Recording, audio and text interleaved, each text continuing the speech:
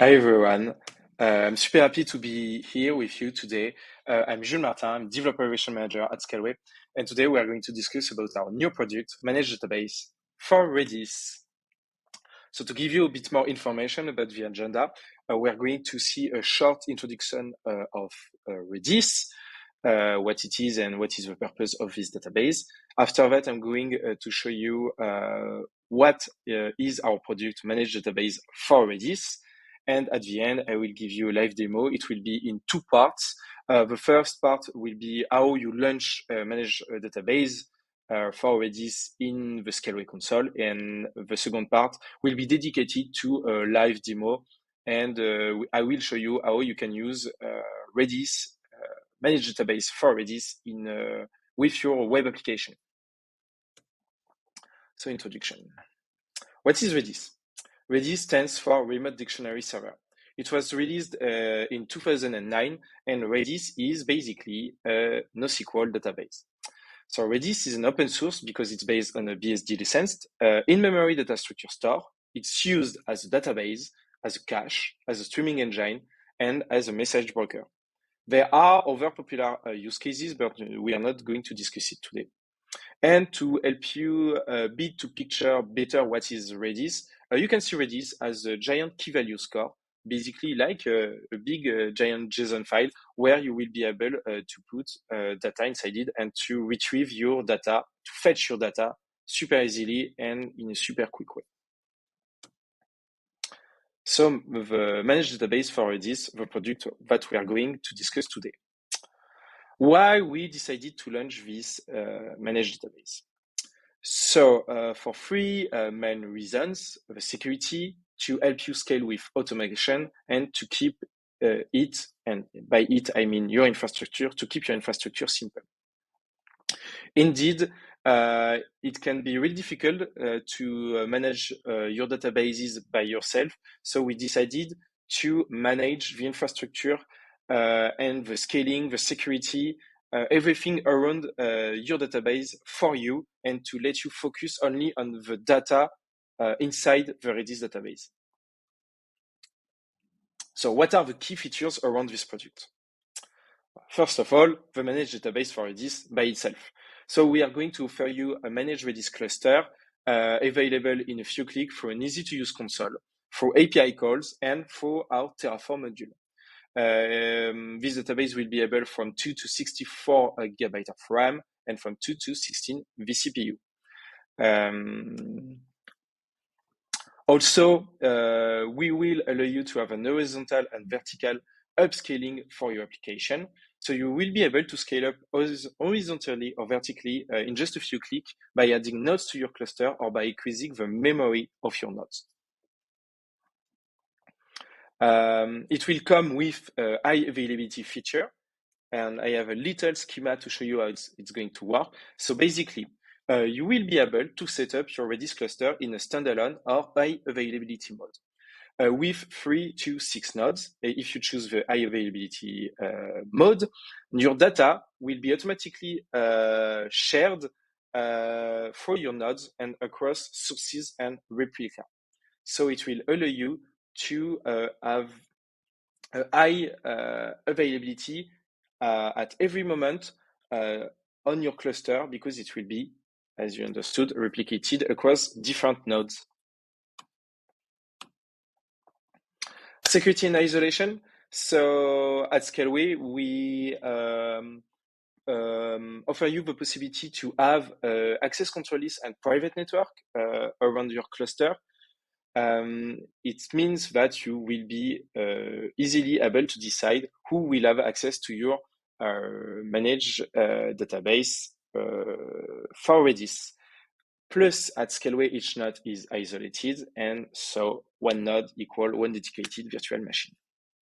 So a lot of isolation if you need it. The product also comes with data encryption. You can set up an SSL connection automatically to protect your data in transit. And finally, and this is one of the main reasons that you choose Redis, it will come with a powerful caching solution with a sub-millisecond read-write latency. So two global use cases. The first one is to ease your database backend load. So it's going to help your database scale by reducing the number of requests and operation burden. What does that mean? For example, in your application, you have a PostgreSQL database. You are going to ease this database load by fetching and putting a lot of information inside your Redis database. So it's going to allow you to split a part of your data between your databases. And at the end, it's going to enhance your website and your application performance because managed database for Redis allows you to store copies of your most frequently used data, such as your user data, sessions, API call, or responses. And Redis are going to handle the fetch of this data, and it's going to give you a super quick response time when you are going to fetch this kind of data. Demo time. So first, I'm going to show you how to launch a Redis cluster at Scaleway, and after that, I will give you a real-time use case. Just to give you a bit more information about the demo I'm going to show you, the goal here is to compare the response time when you are fetching data from a database with and without Redis. So what I'm going to do is I'm going to have an API placeholder, and I'm going to fetch data from this API. First, I'm going to see if my data are available in Redis, if my data are available at Redis, and if not, we are going to fetch the data from the API placeholder, and we are going to compare the response time. Okay, so we are done for this part. So I'm currently in my Scaleway console, and I already set up a Redis database because it's going to be quicker for this demo. It's going to take between 2 and 5 minutes to launch the managed database for Redis, so I prefer to set up something before. So we will take this database, Redis Adoring Airman, for the demo, but I'm going to show you how to launch another database. So as usually at Scaleway, you have to choose your availability zone, and the availability zone is super simple. It refers to the geographical location of your product. In my case, I'm going to choose Paris 1. As I explained with the high availability function, you can have a cluster mode or standalone mode. For this demo, I'm only going to take the standalone mode because we don't need to have the data shared between multiple nodes. I'm going to choose a Red One Micro. It's going to be 2 vCPU, 2 GB of RAM, and one node. The smaller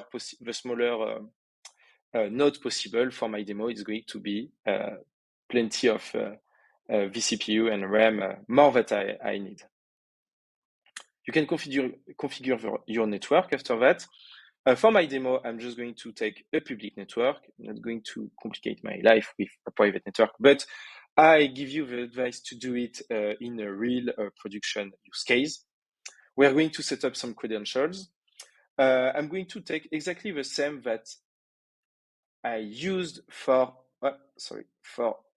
the other database. Like this, it's going to be super simple. Password.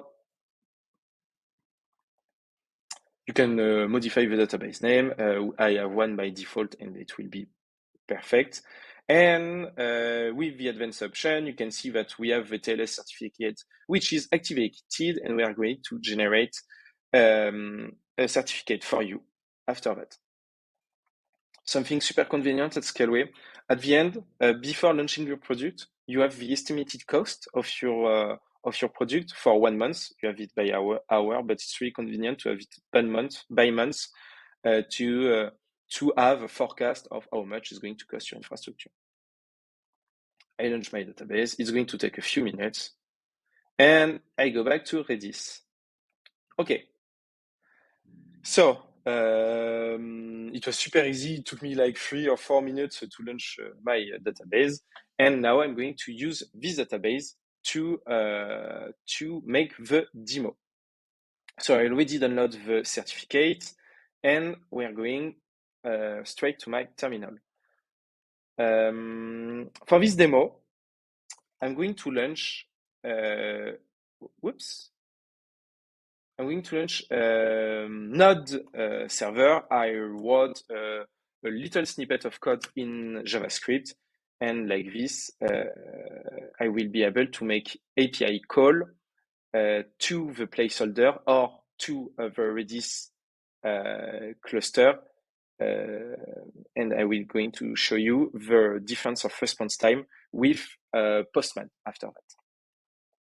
Do not worry, I'm going to explain everything. I'm going to connect to my database. I need the password. I think I keep it. Okay. You can find this Redis CLI right here in your console if you need to connect to your database through your terminal. Okay, let's go to the code. So I explained you that the purpose of this demo is to get and fetch some data from a placeholder or from my Redis database. What's going to happen? So first of all, just to go through the code to explain you how it works, I need a bunch of libraries which are right there. I'm going to create a client which is going to connect to this URL. This is basically the IP of my public IP of my database. I activated the TLS encryption with my certificate. A few more information here, and here what comes, it's where it comes interesting.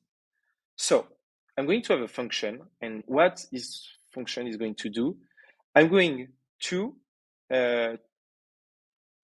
get some data, some information, some key. I'm going to choose to try to fetch this key inside the Redis cluster. If I don't have it, I'm going to fetch the data from the API placeholder. So I'm going to get it. And if I don't have the data in my Redis cluster, after I fetch this data, I'm going to set it inside my Redis database. And each time I'm going to go and fetch some data. If I don't have it in my Redis database, I'm going to add it inside it. So this is for function, and I'm going to have two HTTP call. Really simple. First, I'm going to call this slash photo, and after that, I'm going to show you. I'm going to make an HTTP call to slash photo slash ID. Why I'm going to do that?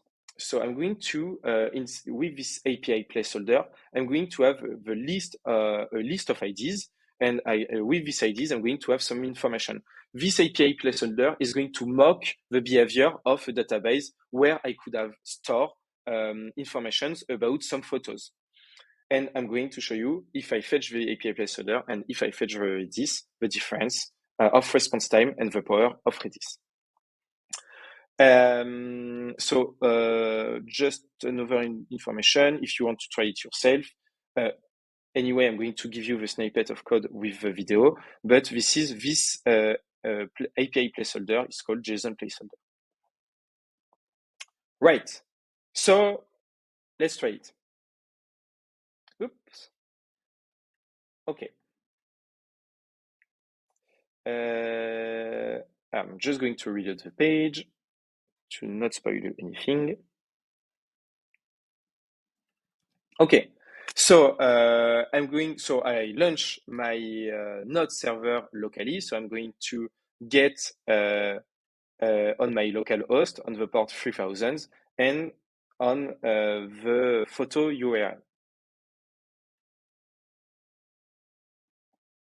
Okay, so it took me, I choose Postman because it's convenient to visualize the body of our result. So it took us 620 milliseconds to get the information from the API placeholder. as a reminder, I forgot to show you, but you can trust me, my database was empty. I'm going to send the request a second time.